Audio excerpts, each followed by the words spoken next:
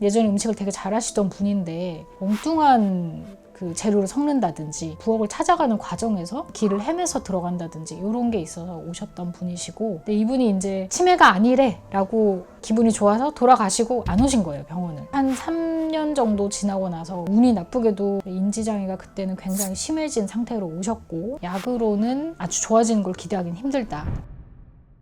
안녕하세요. 저는 서울하산병원에서 수면과 뇌전증을 공부하고 여기 안산사랑의병원 신경과에 재직하게 된 신경과 전문의 김민주입니다. 오늘은 저희가 그 치매에 관련된 이야기들을 좀 할 건데요. 가장 전형적인 본인이 자각하는 전조 증상이 건망증에서 조금 더 심해진 기억력 감퇴, 전화번호 기억이 안 난다든지, 현관문 비밀번호가 기억이 안 난다든지, 늘 가던 곳인데 집으로 가다가 엉뚱한 데로 한번 새가지고 돌아서 온다든지, 이런 증상이 조금 더 의미 있는 전조 증상이고요. 단지 그냥 머리가 좀 무거워요, 머리가 뿌연 느낌이 들어요, 이런 것들은 대부분 치매 전조 증상은 아닙니다. 혹시 그 우울증이랑은 관련이 없을까요? 우울증이 치매 초반에 나타나는 아주 흔한 그 증상 중에 하나인데요. 우울증 자체가 치매를 일으키는 것은 아니고, 알츠하이머 치매라든지 뭐 전두축두엽 치매, 그다음에 알코올성 치매, 그런 경우도 대부분 감정이 약간의 우울감, 무기력함, 무감동, 이런 것들이 많이 관찰이 돼요. 그래서 어르신들이 특히나 좀 우울해 보이고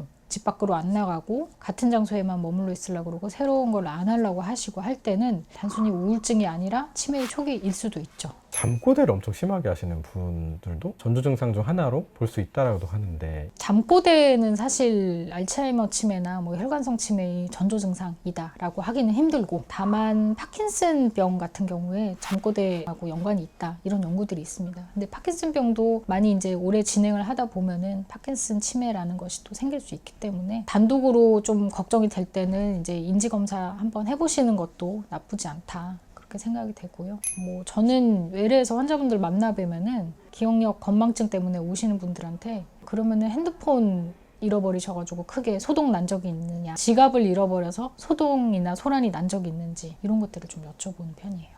가장 주의해야 될 부분이 아무래도 기억력 감퇴, 건망증이 심하다, 내가 물건 놨는데 어디 놨는지 자주 잊어버린다. 보통 그러면은 검사 받으러 오시는 분들 어떻게 좀 치매가 조금 알게 되시는 거예요? 불행하게도 우리나라는 그 치매 진단이 좀 뒤늦은 편이에요. 어르신들을 공경하는 문화, 이런 것 때문에 식사를 챙겨드린다든지 길을 안내해드린다든지 이런 걸 다 해드리다 보니까 본인이 인지할 타이밍을 놓치는 경우가 많아요. 가족분들이 이제 눈치를 채시는 포인트는 대부분이 챙겨주다가 도저히 더 챙겨줄 수 없을 때, 이럴 때 이제 치매인 것 같다 해서 모시고 오는 경우가 대부분이고, 본인이 자각해서 오시는 경우는 흔치는 않은데 저는 아직까지 뭐 많이 보는 편은 아닌데 앞으로는 더 많아지겠죠. 우리나라도 치매에 대한 인식이 많이 개선되고 있으니까. 그렇게 뭐 오셔가지고 됐던 사례 같은 게 있을까요? 65세 정도 되는 남자 환자분이시고, 보안 키 자주 들어가시는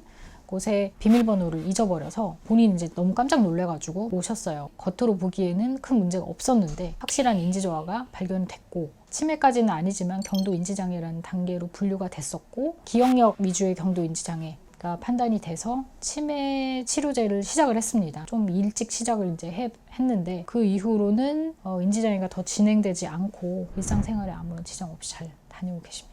그 혈관성 치매 환자분 사례가 또 있는데, 혈관성 치매가 이제 뇌경색이나 뇌출혈, 수두증 이런 걸로 인해서 생기는 인지저하를 말하거든요. 이분은 한 70세 중반 정도 되는 여자분이셨고, 가족분들이 어느 날 그냥 뭔가 느낌이 좀 이상하다, 약간 예전과 행동 패턴이 달라서 이렇게 모시고 왔어요. 예전에 음식을 되게 잘하시던 분인데 엉뚱한 그 재료를 섞는다든지, 부엌을 찾아가는 과정에서 길을 헤매서 들어간다든지, 이런 게 있어서 오셨던 분이시고, 이분은 MRI 촬영에서 피질하 혈관성 치매로 진단이 됐습니다. 치료하고 나서 2주 정도 지나고 나서는 인지가 많이 회복된 상태로 퇴원을 하셨던 분이 있습니다. 혹시 안 좋게 되거나 좀 많이 늦게 오신 분도 있으실까요? 그런 경우가 사실은 더 많은데요. 좀 기억에 남는 환자분이 병원에 처음 오셨을 때는 70대 후반 정도 되셨고 여자분이신데 단순 건망증 같다, 해서 오셨어요. 경도인지장애로 분류가 됐었고 치매약을 드실 정도는 아니지만 최소한 1년마다는 병원에 오셔서 이런 신경심리 검사를 하셔야 한다라고 말씀을 드렸거든요. 근데 이분이 이제 치매가 아니래 라고 기분이 좋아서 돌아가시고 안 오신 거예요, 병원을. 한 3년 정도 지나고 나서 오셨는데 운이 나쁘게도 인지장애가 그때는 굉장히 심해진 상태로 오셨고 신경심리 검사 자세하게 할 것도 없이 확실한 치매로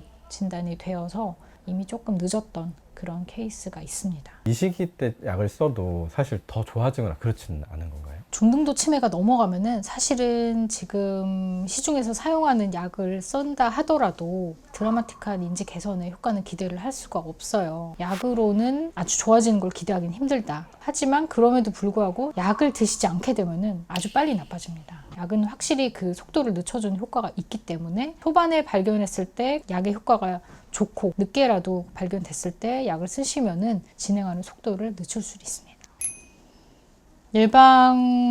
예방으로서 이제 가장 중요한 거는 사실 일상 활동 있죠. 활동이 더 중요하다고 저는 보는데 치매 예방에서 제일 중요한 게 커뮤니케이션이라고 생각을 하거든요. 그런 연구들도 많고 그 여러 가지 치매 연구 논문들 보면은 야외 활동, 체육 활동, 문화 활동 많이 하신 분들에서는 치매 유병률이 낮다라는 게 알려져 있거든요. 그런 거를 종합해 봤을 때 같이 모여서 의논을 한다든지 머리를 맞대고 상의할 수 있는 그런 환경들이 치매 예방에 아무래도 좋은 효과가 있다라는 걸 알 수가 있죠. 보통 구기 종목 같은 경우는 다 같이 모여서 많이 하니까 또 전략을 짤 수 있고 그런 부분이 인지 개선에 도움을 준다라고 보여지고 있습니다.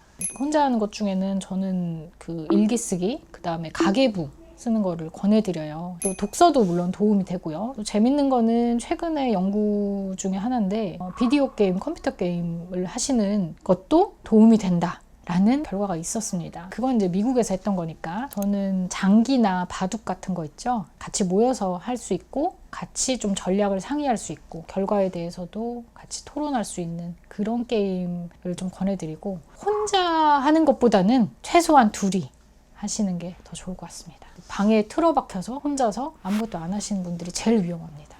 이게 근데 젊은 사람들보다 엄청 나이가 많이 드신 분들이 주로 발생하잖아요. 내가 나이 들어가는 걸까요? 그렇죠. 기본적으로는 내가 나이 들어가는 거죠. 확실히 이제 나이가 들면서 치매 유병률이라 그러죠. 치매 진단율이 올라가는데 통계적으로 보면은 65세에서 70세에서는 1%밖에 안 돼요. 100명 중에 한두 명 치매로 진단이 될까 말까. 그런데 70세에서 75세가 되면은 한 4, 5%로 늘어나고 75세에서 80세 정도 되면은 이제 10%가 넘어갑니다. 80에서 85세면은 또 2배가 돼서 20%가 넘어가고요. 또 85세가 넘어가면 40%까지 유병률이 올라가요. 그 알츠하이머 치매의 메커니즘, 기전을 분석을 해보면 확실하게 노화의 한 과정으로서 일어나는 비정상적인 단백질 발현과 단백질 축적에 의한 것이다. 그래서 나이가 드는 것과 밀접한 관련이 있을 수밖에 없고요.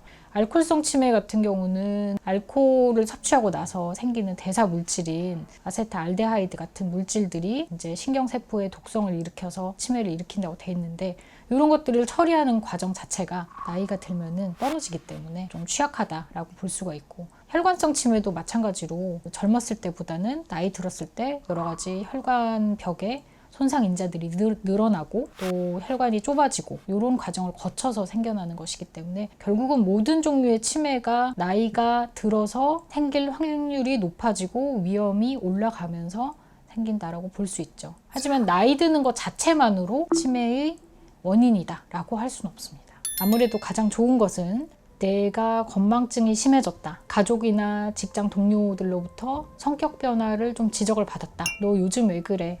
요즘 왜 그렇게 실수가 많아? 요즘 왜 이렇게 화를 많이 내? 욱해? 이런 얘기를 들었을 때 지체 없이 병원에 오시는 것이 가장 현명할 것으로 생각이 됩니다.